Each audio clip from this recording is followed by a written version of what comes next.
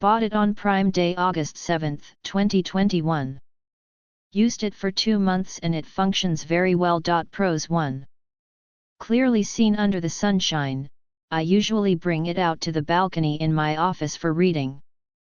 At first, I didn't really see the difference from the iPad. One afternoon, I found it surprisingly performed very well even under sunshine. I can see every single word clearly under a sunny day. Point 2. Slow reaction but enough for me. It's the 2018 version, so of course it is slow Indiana reaction compared with smart devices nowadays. But it doesn't matter because I don't read fast either. Point 3. Support my own documents. It also allows me to transfer my own documents to the device, which is very convenient to me. Point 4. Built-in light. I can read at night without hurting my eyes. Point 5.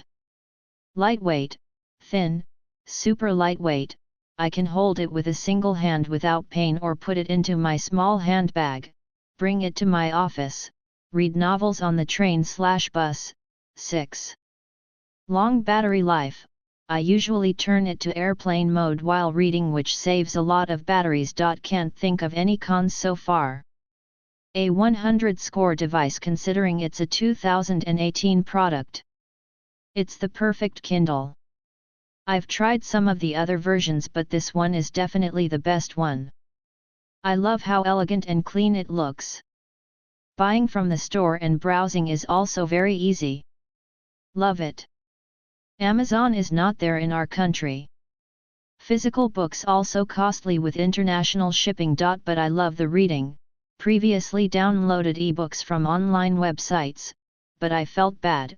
I wanted to pay the author. Then got to know about Kindle app, and happily purchased ebooks using Amazon and used it in my mobile. But I feel, reading on screen is not good as reading on a paper.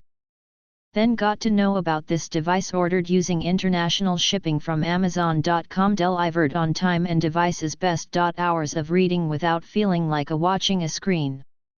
Best experience so far. Feeling like, have wasted 25 years of life without this device. Feeling happy, I have much more years to travel with Kindle. Far better than a Kindle app. Previously I used the Kindle app. This device is better. No blue lights. If you love reading, you will love Kindle. It will be great. Speed up the refund process of import fee deposit. Also please consider adding cover for international shipping. Need a cover for Kindle, thank you. So my old Kindle broke, the same issue as with the last one, screen failure. And I've tried to buy a new one, but Amazon would not ship here. I've tried finding one in an ITNC store. Of course, nobody sells Kindles here. So I've bought one from Thailand. Now here's the thing, the price of a Paperwhite in Thailand is about $250. That's almost double. That's Oasis territory, which is close to $500. And while I love Amazon, I don't want to pay double.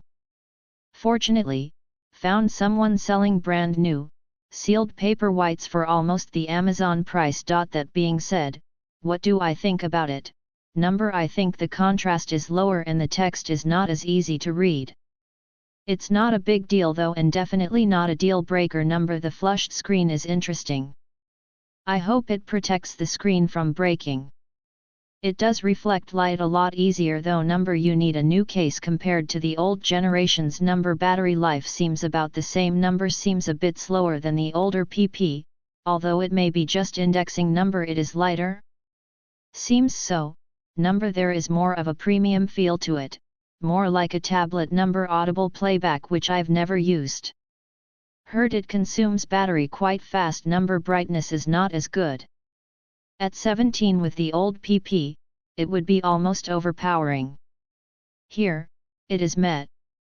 Of course it can go bright enough, but the intensity is lowered. I guess that's all.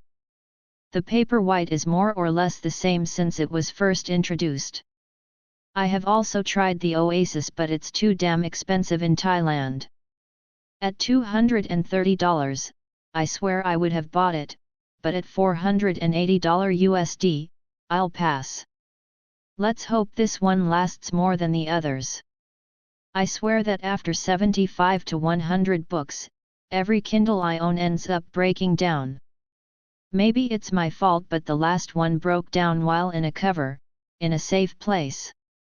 In a nutshell, Kindle was created to give a comfortable reading experience, and it does a great job on that front.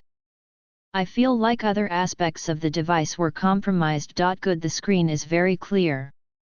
It feels like I'm reading from a real book, but with clearer text than I've seen in any real book. There are no distractions.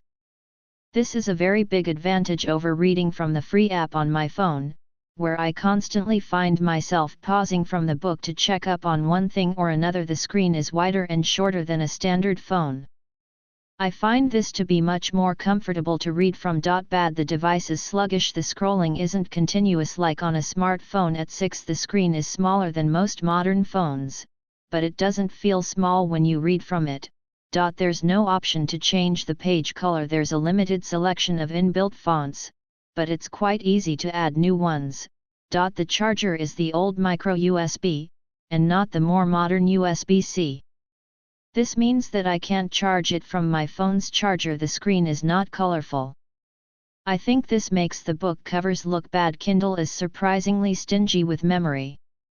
Considering how cheap flash drives are, I'd expect that Kindle would either provide us with more memory, or at least make it cheaper to upgrade. It's currently about $100 to upgrade to 32 GB, when a 64 GB flash drive is $10.